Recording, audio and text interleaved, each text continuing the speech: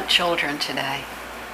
And I think a lot of women are feeling challenged and losing hope because their doctors are telling them they're getting too old, or they're feeling that their biological clock is running out.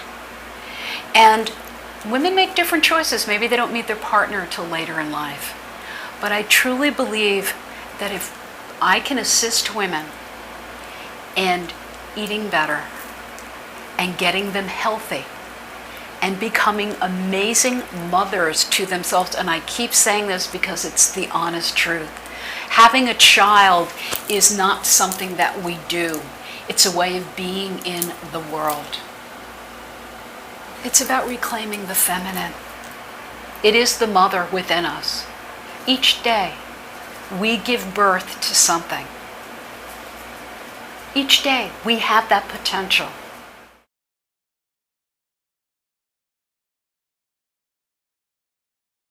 What has happened within our society, within our culture, is that stress has become an unintentional form of birth control. So what does that mean?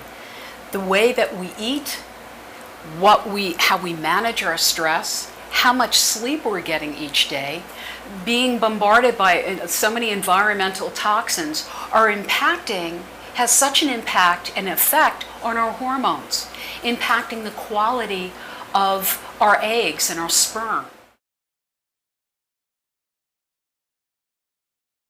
Back to the food. So there's an analogy that I use with women.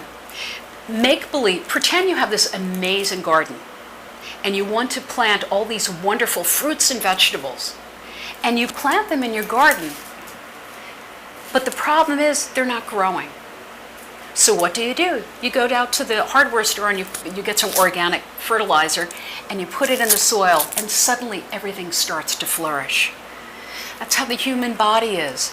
If we have been multitasking to the point of burnout for so many years, we're depleted in so many ways. It's important that we take the time to get proper rest, to eat properly, to take in the necessary nutrients that will help us get back on track and to improve our reproductive health.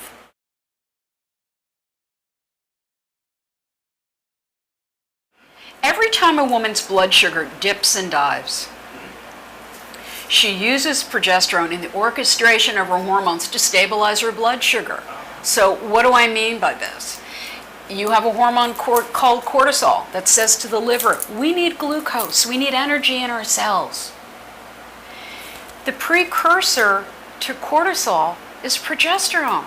So if our blood sugar is dipping and diving during the course of the day, and without exaggeration, I would say 80% of the women that I see with fertility issues have blood sugar issues. So these women are robbing their bodies of progesterone that could be utilized in their cycle. They're using it to stabilize their blood sugar. Acupuncture is a way to prod the body to remember a place of calmness, a place of well-being. What I love about acupuncture, it's that wonderful sensation, when you go for a trip and you're at the beach for about a week, and then you kind of go, this feels good. I feel like myself again. That's what acupuncture does. So by having women coming in each week during fertility treatments, one, it helps me to regulate the cycle. Two, it helps me to increase blood flow to the ovaries at that time of the month where we want to get really healthy eggs. And also doing acupuncture to help hold a pregnancy. But it keeps women in a state of a little more serenity. Women are in a state where there's more calmness. At present, I would say 85% of the women that I work with are having healthy pregnancies. They're not just getting pregnant, they're holding the pregnancy. And whether that be working alone with me or working with their doctors and myself, these women are holding pregnancies and having healthy pregnancies and actually giving birth to healthy children.